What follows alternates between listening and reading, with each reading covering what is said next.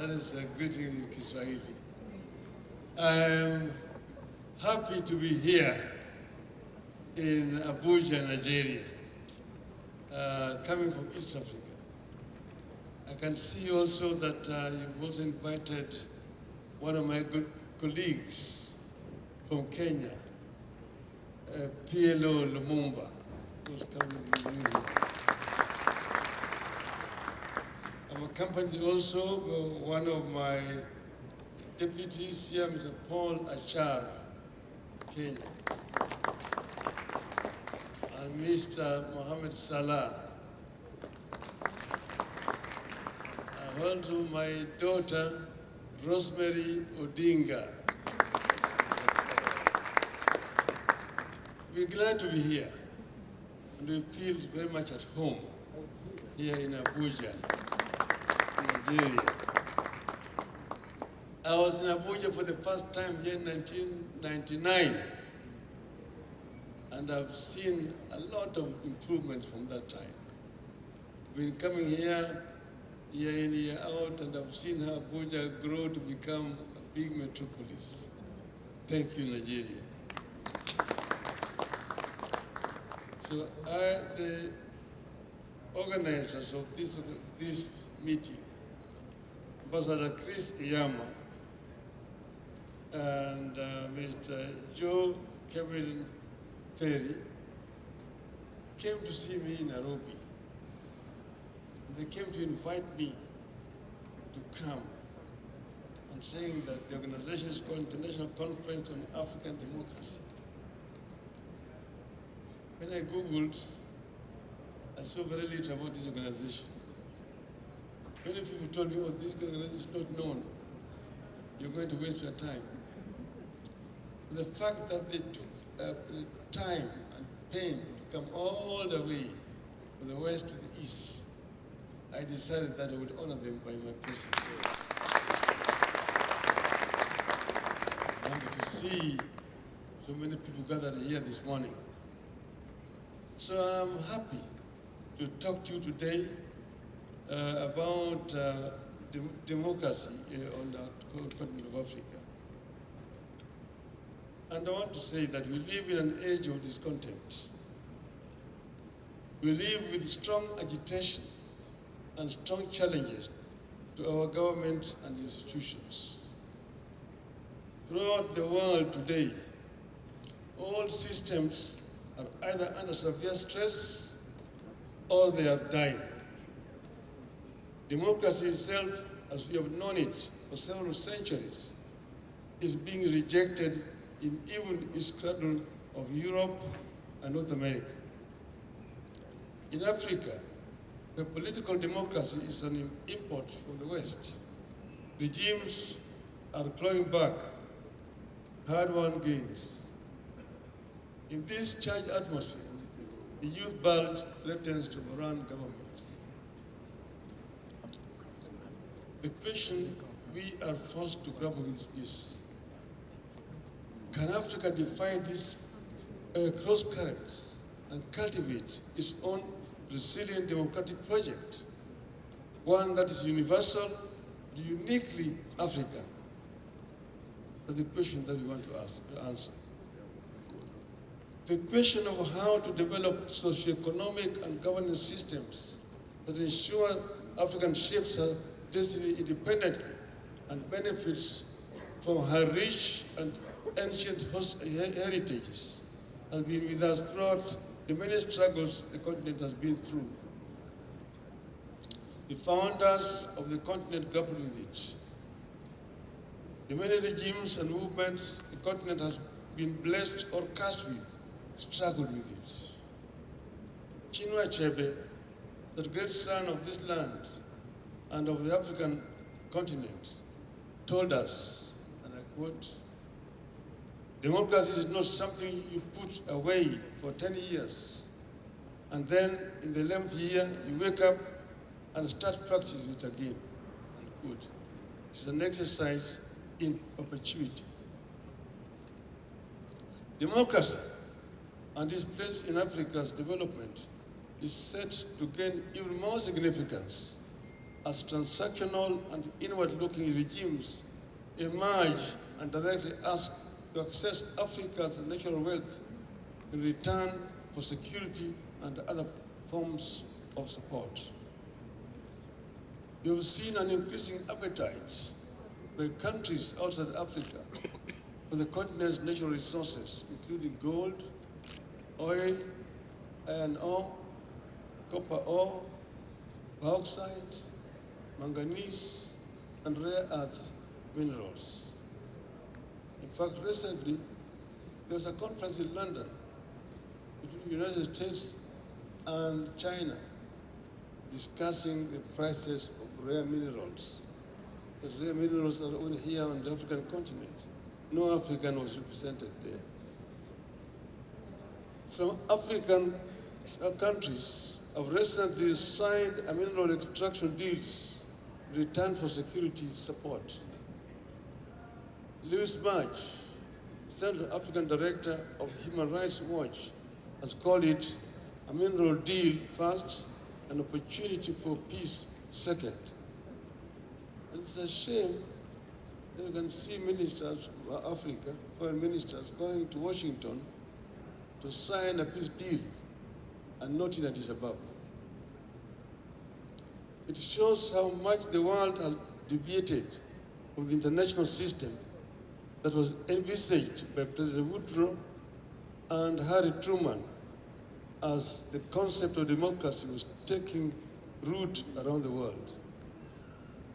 On April 2nd, 1917, President Woodrow Wilson went before a joint session of the Congress to seek a declaration of war against Germany and spoke the following words, I quote, "The world must be made safe for democracy. Its peace must be planted upon the tested foundations of political liberty. We have no selfish ends to serve. We desire no conquest, no domination. We seek no indemnities for ourselves, no material compensation for the sacrifices we shall freely make. We are but one of the champions of the rights of mankind." Good. The shift has consequences for the practice of the democracy and governance in Africa. Many believe that imagined inward-looking, transactional brands of politics in the West may very well spread to other parts of the world. Populists are approaching power in several European countries. Very many right-wing parties are gaining support in Europe. They may just seize power and implement the isolationist, transactional imaginations of the world. These shifts come at a time a majority of Africans express support for democracy, but feel that democracy has failed to deliver socio-economic liberation of the continent. It also comes at a time of renewed feeling by Africans that the continent needs to liberate itself completely from former colonizers and chart a distinctly African path to our development.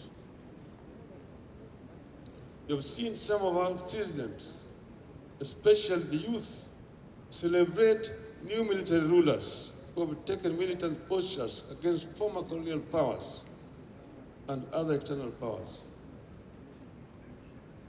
We must always remember that Africa is growing increasingly young and digital.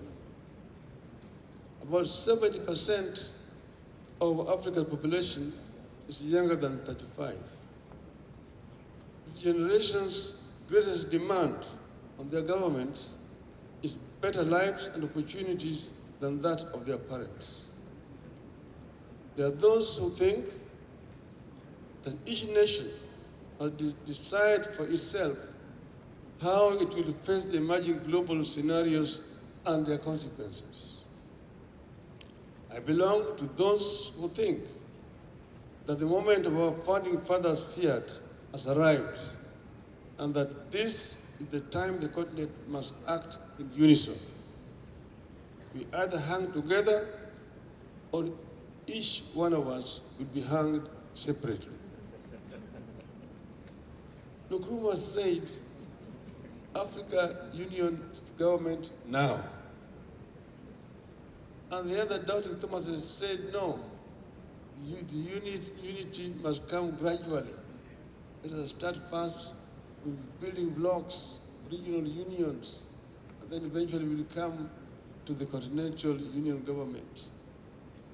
It's now over 60 years since that time. That union government has not come. This has to be the moment Mwalimu Julius Nyerere had in mind when he said, and I quote, unity will not make us rich, but it can make it difficult for Africa and the African peoples to be disregarded and humiliated.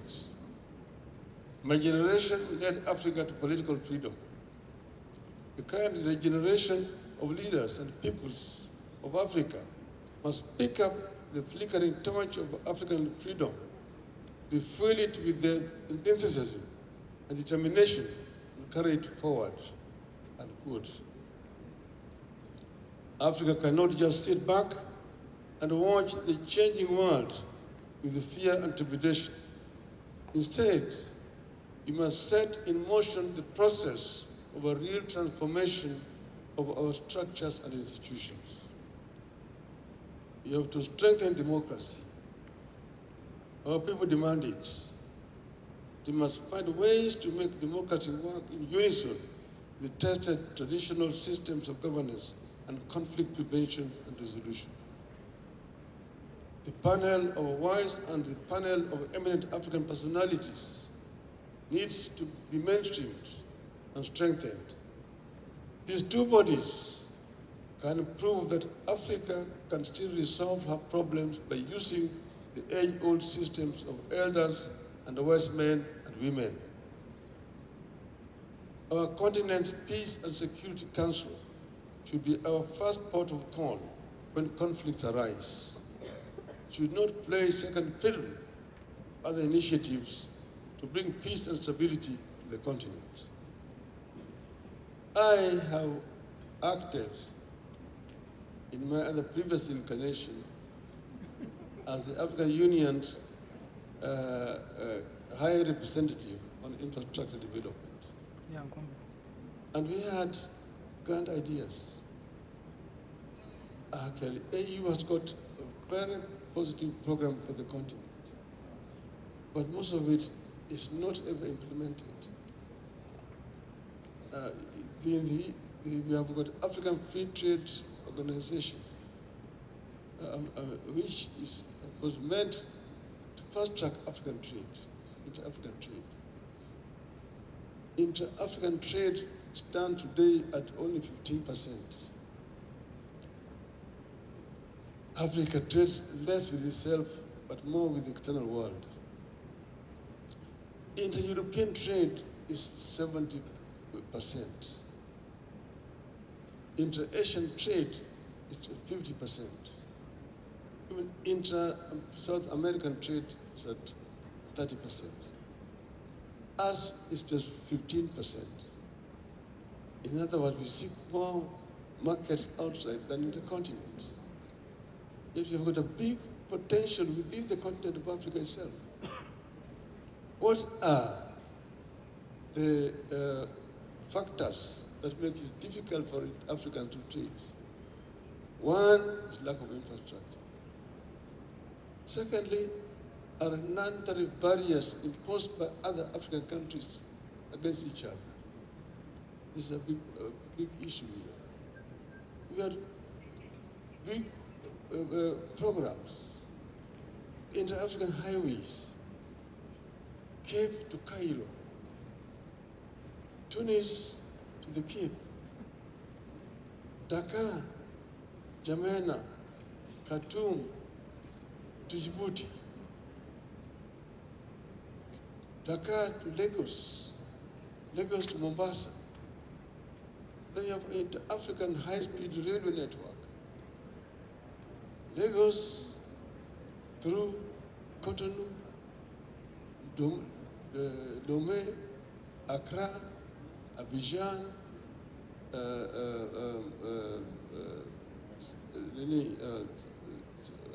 Freetown, and go all the way to Conakry, to Nouakchott, to Rabat, up to Cairo. Then you've got one running down from Beira to Walvis in Mozambique, to Walvis Bay in Namibia.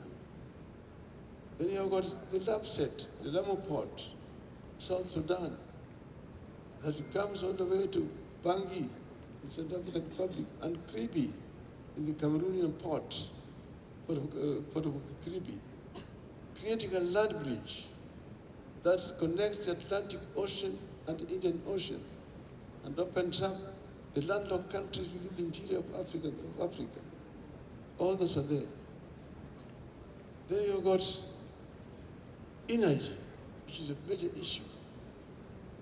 The Grand Inga Dam that can actually help to power most of Africa, connecting it through the Southern African Power Pool, East African Power Pool, the Central, the West African Power Pool, and help to bring the cost of energy down.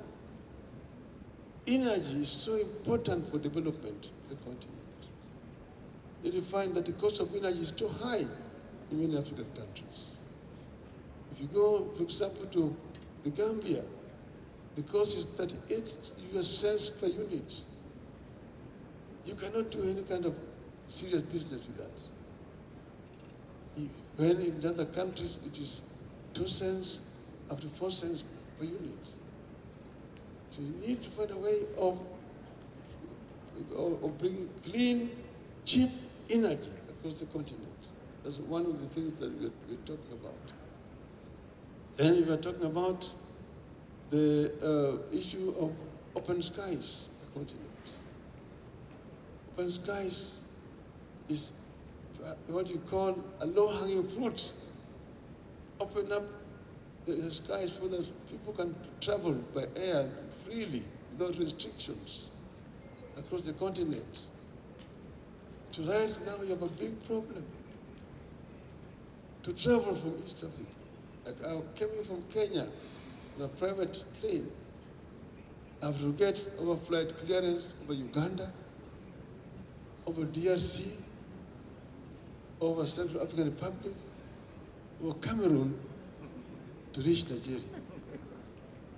The other time I was in Dar es Salaam trying to go to a meeting in Niamey, Niger. I'm held up in a hotel for 10 hours waiting for clearances. To get clearance over Uganda, over DRC, over Central African Republic, over Cameroon, over Nigeria, and Niger itself. This is the problem that we're having. In Europe, they have got one European air traffic control system. You get a clearance once, and you can move all across Europe without problems. This is what we call low-hanging fruit. It's what is called the Cotonou Declaration. But it's not being implemented up to now, today. So many things are not happening. The African Union is not moving the way it should have moved. The way Nkrumah had wanted in 1963 when we started, up to today. Things are not moving. Europeans at that time in 1963 had 2 organizations, European Free Trade Organization and the European Economic Commission. Europe came from behind and leapfrogged Africa. They in Europe, they have one currency called the euro. The lira went, the Deutschmark went, the French franc went. Now they have only the euro. Secondly, they moved and created one visa, Schengen visa. You can travel from down Italy to the north of Europe. When you get to know that you're in another country, by registration numbers of vehicles you come across. But you can travel freely across all Europe. Here in Africa, to travel just from Nigeria to Chad, next door, is a problem. You need a visa. To come to Nigeria, I have to go to Nigerian embassy to get a visa to come here. And they don't do that in Europe. This is what you call low-hanging fruit. And nothing has been done about these things. So here we have a problem that is self-imposed on the people of Africa. Then you have wars on the continent. Sudan is aflame. The AU is doing nothing. You've seen the crisis in Eastern DRC. Mr. Trump has to come in so that the heads of state can meet in Qatar. Then the foreign ministers have to fly to Washington to go and sign an agreement down there. A shame on the continent. So we're saying that many things that can be done and that have not been done. The African youth are impatient, and correctly. Because you can see African youth actually drowning in ships in the Mediterranean, trying to seek greener pastures in Europe. Why? Because Africa has let them down. African youth do not have to drown on the ships or be humiliated in Europe if Africa was doing what the founding fathers wanted us to do, the continent. So,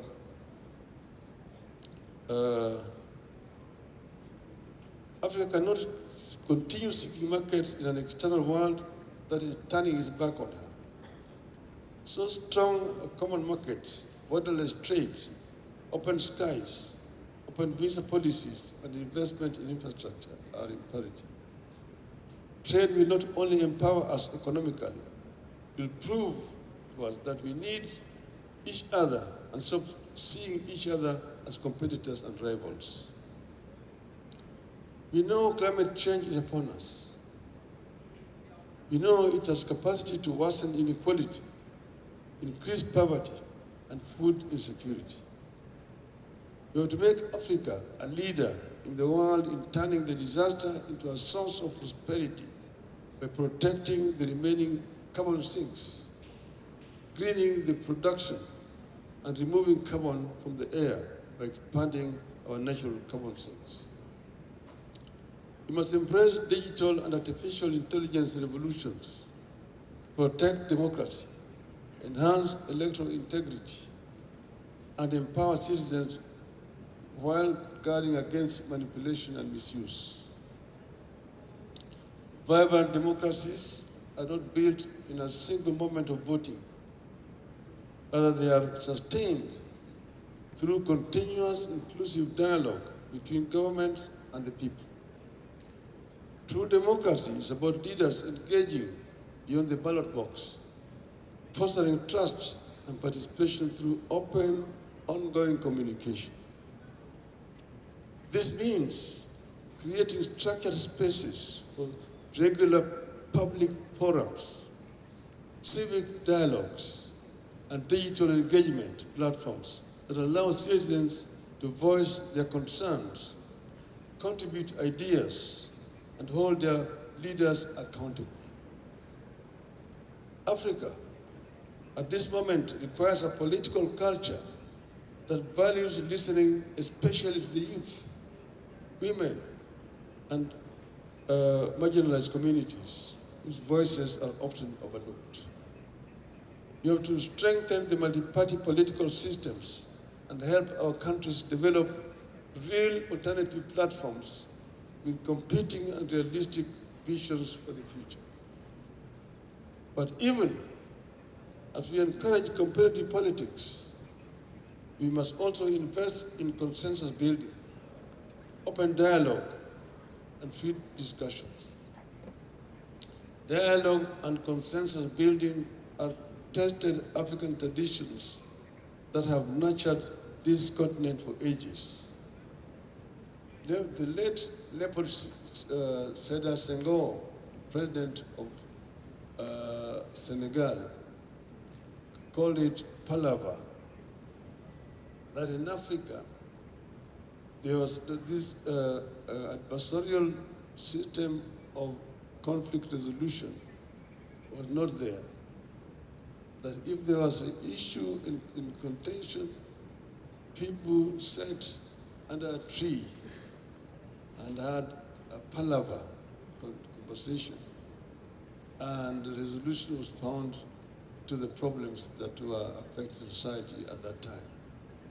And that is said that the adversarial method that is introduced by the West is alien to African traditional systems of conflict resolution. You have a responsibility to test the limits of our experiment with democracy. But we also have the responsibility to know when to pull back for the sake of the nation. We must also always remember that all nations and actors that fail to know when to pull back eventually tipped over. Knowing when to pull back is as important as knowing when to push forward.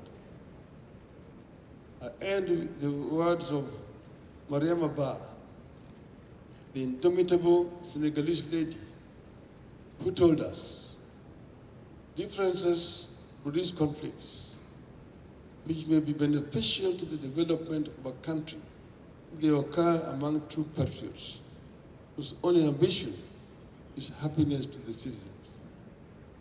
This message is so fundamental to Africa, that we must find a way of resolving differences. If you don't find a way of peacefully resolving differences, it ends up in conflict. And conflict ends up in kind of destruction in a society. This is something that we do not want to see happen in our continent of Africa. So the Africa today, our African continent today, is as crossroads I've said. But then there's a way forward. You can see light at the end of the tunnel. We must give opportunity to the young generations which are challenging these systems which have come up. We've seen, for example, military coming back to Africa, to the government in Africa. The military is coming back because of failure, but the system that came into place to move forward this process of democratization in the continent and create opportunities for our people. Africa, as I mentioned, is the richest continent on this planet Earth in terms of resources. But it's a paradox that the richest, also the poorest in terms of living conditions of our people. For a long time, we have basically criticizing colonialism.